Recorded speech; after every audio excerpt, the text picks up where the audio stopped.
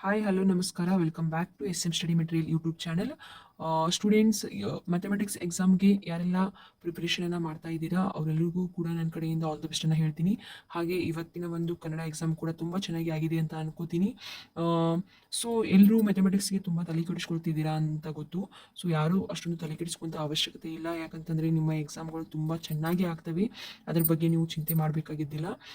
So ಇವತ್ತಿನ ಈ ಒಂದು ವಿಡಿಯೋದಲ್ಲಿ ನಾನು ನಿಮಗೆ ಒನ್ ಡೇಯಲ್ಲಿ ನೀವು ಯಾವ ಥರ ಒಂದು ಮ್ಯಾಥಮೆಟಿಕ್ಸ್ ಸಬ್ಜೆಕ್ಟ್ಗಳನ್ನ ನೀವು ಕವರ್ ಮಾಡಬಹುದು, ಹಾಗೆ ಯಾವ ಯಾವ ಸಬ್ಜೆಕ್ಟ್ಗೆ ನೀವು ಎಷ್ಟು ಒತ್ತು ಕೊಡಬೇಕಾಗುತ್ತೆ, ಇರೋದು ಒಂದೇ ದಿನದಲ್ಲಿ ನೀವು ಎಲ್ಲ ಒಂದು ಸಬ್ಜೆಕ್ಟನ್ನು ಕವರ್ ಮಾಡಿಬಿಟ್ಟು ಔಟ್ ಸ್ಕೋರನ್ನು ಹೇಗೆ ನೀವು ಗಳಿಸ್ಬೋದು ಅನ್ನುವಂಥ ಒಂದು ಪೂರ್ತಿ ವಿಡಿಯೋನ ನಾನು ಇನ್ಫಾರ್ಮೇಷನನ್ನು ಈ ಒಂದು ವಿಡಿಯೋದಲ್ಲಿ ನೀಡ್ತಾ ಇದ್ದೀನಿ.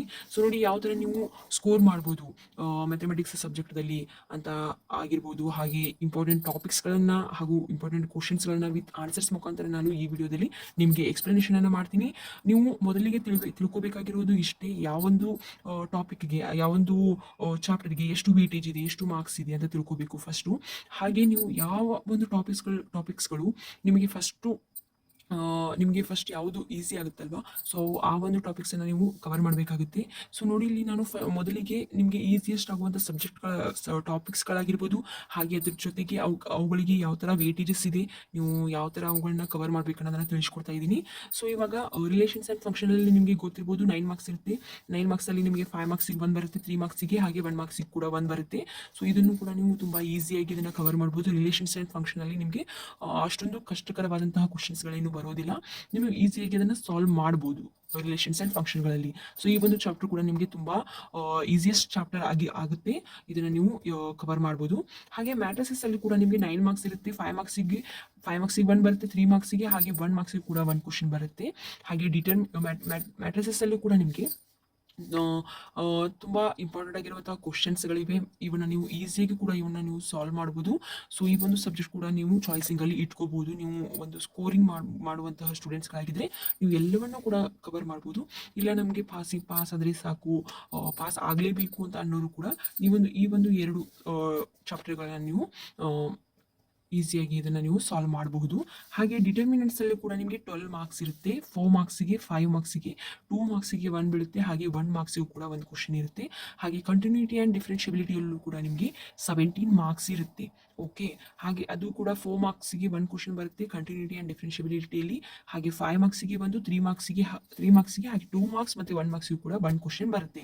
ನೋಡಿ, ಇವು ಜಾಸ್ತಿ ವೇಟೇಜ್ ಇರುವಂತಹ ಚಾಪ್ಟರ್ಗಳು, ಯಾವುದು ಡಿಟರ್ಮಿನೆಂಟ್ಸ್ ಆಗಿರ್ಬೋದು ಹಾಗೆ ಕಂಟಿನ್ಯೂಟಿ ಆ್ಯಂಡ್ ಡಿಫ್ರೆನ್ಷಿಯಬಿಲಿಟಿ, ಇವೆರಡು ಕೂಡ ತುಂಬ ವೇಟೇಜ್ ಇರುವಂಥ ಚಾಪ್ಟರ್ಗಳು. ಸೊ ನೀವು ಇವಷ್ಟು ಚಾಪ್ಟರ್ಗಳನ್ನ ಮಾಡಿದರೆ ಸಾಕು, ನೀವು ಪಾಸ್ ಆಗಬಹುದು, ಆಗುವಂತಹ ಚಾನ್ಸಸ್ ಇರುತ್ತೆ. ಸೊ ನೋಡ್ಕೊಳ್ಳಿ, ನಿಮಗೆ ಡಿಟರ್ಮಿನೆಂಟ್ಸು ಹಾಗೂ ಕಂಟಿನ್ಯೂಟಿ ಆ್ಯಂಡ್ ಡಿಫ್ರೆನ್ಷಿಯಬಿಲಿಟಿ ನಿಮಗೆ ತುಂಬ ಟಫ್ ಆಗ್ತಾ ಇಲ್ಲ, ಈಸಿ ಅನಿಸುತ್ತೆ ಅಂತ ಅನ್ನೋರು ಈ ಒಂದು 2 ಚಾಪ್ಟರ್ಗಳನ್ನ ನೀವು ಫುಲ್ ಪರ್ಫೆಕ್ಟ್ ಆಗಿಬಿಡಬೇಕು. ಓಕೆ, ಯಾಕಂದರೆ ಇದು ತುಂಬ ವೇಟೇಜ್ ಇರುವಂತಹ ಚಾಪ್ಟರ್ಗಳಿವು. ನೆಕ್ಸ್ಟ್ ನೀವು ನೋಡೋದಾದರೆ ವೆಕ್ಟರ್ಸ್ದಲ್ಲೂ ಕೂಡ ನಿಮಗೆ 8 ಮಾರ್ಕ್ಸ್ ಇರುತ್ತೆ. 3 ಮಾರ್ಕ್ಸಿಗೆ 1 ಕ್ವಶನ್ ಬರುತ್ತೆ, ಹಾಗೆ 2 ಮಾರ್ಕ್ಸಿಗೆ 1 ಬರುತ್ತೆ, 1 ಮಾರ್ಕ್ಸಿಗೆ ನಿಮಗೆ 2 ಕ್ವಶನ್ಸ್ ಬರುವಂಥದ್ದು. ಹಾಗೆ 3D ಜಿಯೋಮೆಟ್ರಿಯಲ್ಲಿ ಕೂಡ ನಿಮಗೆ 6 ಮಾರ್ಕ್ಸ್ ಇರುತ್ತೆ. 3 ಮಾರ್ಕ್ಸಿಗೆ 1, 2 ಮಾರ್ಕ್ಸಿಗೆ 1 ಹಾಗೆ 1 ಮಾರ್ಕ್ಸಿಗೂ ಕೂಡ 1 ಬರುತ್ತೆ. ನೀವು ವೆಕ್ಟರ್ಸ್ನು ಕೂಡ ನೀವು ಕವರ್ ಮಾಡ್ಬೋದು, ಅಷ್ಟೊಂದು ಏನು ಕಷ್ಟ ಆಗಲ್ಲ ನಿಮಗೆ. ವೆಕ್ಟರ್ಸಲ್ಲೂ ಕೂಡ ನೀವು ಈಸಿಯಾಗಿ ಸ್ಕೋರಿಂಗನ್ನು ಮಾಡ್ಬೋದು.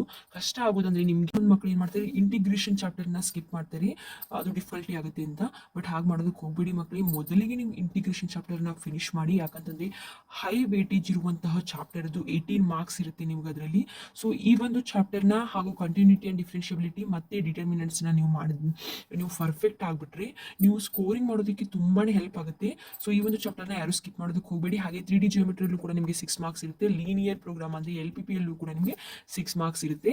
ಹಾಗೆ ಪ್ರೊಬಬಿಲಿಟಿಯಲ್ಲೂ ನಿಮಗೆ 8 ಮಾರ್ಕ್ಸ್ ಇರುತ್ತೆ. 3 ಮಾರ್ಕ್ಸ್ಗೆ 2 ಮಾರ್ಕ್ಸ್ಗೆ ಹಾಗೆ 1 ಮಾರ್ಕ್ಸ್ಗೆ ನಿಮಗೆ 2 ಕ್ವಶನ್ಸ್ ಬರುತ್ತೆ. ಹಾಗೆ ಇನ್ವರ್ಸ್ ಟ್ರಿಗ್ನೋಮೆಟ್ರಿ ಫಂಕ್ಷನ್ಸ್ ಅಲ್ಲೂ ಕೂಡ ನಿಮಗೆ 6 ಮಾರ್ಕ್ಸ್ ಇರುತ್ತೆ. ಆ್ಯಂಡ್ ಅಪ್ಲಿಕೇಶನ್ಸ್ ಆಫ್ ಡೆರಿವೇಟಿವ್ಸ್ ಅಲ್ಲಿ 8 ಮಾರ್ಕ್ಸ್ ಇರುತ್ತೆ. ಅಪ್ಲಿಕೇಶನ್ ಆಫ್ ಇಂಟಿಗ್ರಲ್ಸ್ ಅಲ್ಲಿ 5 ಮಾರ್ಕ್ಸು, ಡಿಫ್ರೆನ್ಷಿಯಲ್ ಈಕ್ವೇಷನ್ಸ್ ಅಲ್ಲಿ ನಿಮಗೆ 5 ಮಾರ್ಕ್ಸ್ ಇರುತ್ತೆ. ಸೊ ಇದಷ್ಟು ಏನು ನಿಮ್ಮದು ಯಾವ ಚಾಪ್ಟರ್ಗಳಿಗೆ ಎಷ್ಟೆಷ್ಟು ವೇಟೇಜ್ ಇದೆ ಅನ್ನುವಂಥ ಒಂದು ಇನ್ಫಾರ್ಮೇಷನ್ನು. ಹಾಗೆ ಇದರ ಪ್ರಕಾರವಾಗಿ ನೀವು ಕ್ಯಾಲ್ಕುಲೇಟ್ ಮಾಡಿಬಿಟ್ಟು ನೀವು ಒಂದು ಸ್ಟಡಿ ಮಾಡಿದ್ರೆ ನೀವು ಎಲ್ಲರೂ ಕೂಡ ಮ್ಯಾಥಮೆಟಿಕ್ಸಲ್ಲಿ ಪಾಸ್ ಆಗ್ಬೋದು. ಯಾವ ಒಂದು ಚಾಪ್ಟರ್ಗೆ ಎಷ್ಟು ವೇಟೇಜ್ ಇದೆ ಅಂತ ತಿಳ್ಕೊಂಡ್ಬಿಟ್ಟು ಸ್ಟಡಿ ಮಾಡಿದರೆ ನಿಮಗೆ ತುಂಬ ಈಸಿ ಆಗುತ್ತೆ. ಸ್ಕೋರಿಂಗ್ ಮಾಡೋದಕ್ಕೂ ಕೂಡ ನಿಮಗೆ ತುಂಬ ಹೆಲ್ಪ್ ಆಗುತ್ತೆ. ಹಾಗೆ ಮೊದಲಿಗೆ ನಿಮಗೆ ಯಾವ ಈಸಿಯೆಸ್ಟ್ ಸಬ್ಜೆಕ್ಟ್ ಇರುತ್ತಲ್ವಾ, ಸೊ ಆ ಚಾಪ್ಟರ್ಗಳನ್ನು ನೀವು ಮೊದಲು ಫಿನಿಶ್ ಮಾಡಿ. ಹಾಗೆ ಉಳಿದಂತಹ ಇಂಟಿಗ್ರಲ್ಸ್ ಆಗಿರ್ಬೋದು, ಹಾಗೆ ಡಿಟರ್ಮಿನೆಂಟ್ಸ್ ಆಗಿರ್ಬೋದು, ಈ ಥರ ಸಮ್ ಡಿಫಿಕಲ್ಟಿ ಚಾಪ್ಟರ್ಸ್ ಏನಿದಾವೆ ಆ ಡಿಫಿಕಲ್ಟಿ ಚಾಪ್ಟರ್ಸನ್ನು ನೀವು ತದನಂತರ ಸ್ಟಡಿ ಮಾಡಿ ಅಂತ ಹೇಳ್ತೀನಿ. ಸೊ ಇದಷ್ಟು ಕ್ಯಾಲ್ಕುಲೇಷನ್ಸನ್ನು ನೀವು ಕರೆಕ್ಟಾಗಿ ಮಾಡಿಬಿಟ್ರೆ ನೀವು ಮ್ಯಾಥಮೆಟಿಕ್ಸ್ ಸಬ್ಜೆಕ್ಟಲ್ಲಿ ತುಂಬ ಈಸಿಯಾಗಿ ನೀವು ಸ್ಕೋರ್ ಮಾಡ್ಬೋದು. 100% ಹೇಳ್ತಾ ಇದ್ದೀನಿ, ಎಲ್ಲರೂ ಕೂಡ ಪಾಸ್ ಆಗ್ಬೋದು. ಈ ಒಂದು ಟೆಕ್ನಿಕನ್ನು ನೀವು ಚೆನ್ನಾಗಿ ನೆನಪಲ್ಲಿ ಇಟ್ಕೊಂಡು ನೀವು ಅನ್ವಯಿಸ್ಕೊಂಡ್ರೆ ತುಂಬ ಚೆನ್ನಾಗಿ ಪಾಸ್ ಆಗ್ಬೋದು. ಹಾಗೆ ನೆಕ್ಸ್ಟ್ ಪಾರ್ಟ್ 2 ವಿಡಿಯೋದಲ್ಲಿ ನಾನು ನಾಳೆಗೆ ಒಂದು ವಿಡಿಯೋನ ಅಪ್ಲೋಡ್ ಮಾಡ್ತೀನಿ. ಅದರಲ್ಲಿ fixed questions, some fixed questions ಇದ್ದಾವೆ. ಸೊ ಅವೆಲ್ಲವನ್ನು ಕೂಡ ಅಪ್ಲೋಡ್ ಮಾಡ್ತೀನಿ, ನಿಮಗೆ ತುಂಬಾ ಹೆಲ್ಪ್ ಆಗುತ್ತೆ ಅದರಿಂದ. ಸೊ ಎಲ್ಲರೂ ಕೂಡ ಆ ವಿಡಿಯೋಗಾಗಿ ಕಾಯ್ತಾ ಇರಿ. ಹಾಗೆ ವಿಡಿಯೋನ ಇಷ್ಟ ಆಗಿದ್ರೆ ವಿಡಿಯೋನ ಲೈಕ್ ಮಾಡಿ, ಶೇರ್ ಮಾಡಿ, ಕಮೆಂಟ್ ಮಾಡಿ, ಹಾಗೆ ಚಾನಲ್ನ ಸಬ್ಸ್ಕ್ರೈಬ್ ಮಾಡ್ಕೊಳ್ಳಿ. ಎಲ್ರಿಗೂ ಕೂಡ ತಮ್ಮ ಎಕ್ಸಾಮ್ಸ್ಗಳಿಗೆ ಆಲ್ ದ ಬೆಸ್ಟ್ ಹೇಳ್ತೀನಿ. ಧನ್ಯವಾದಗಳು.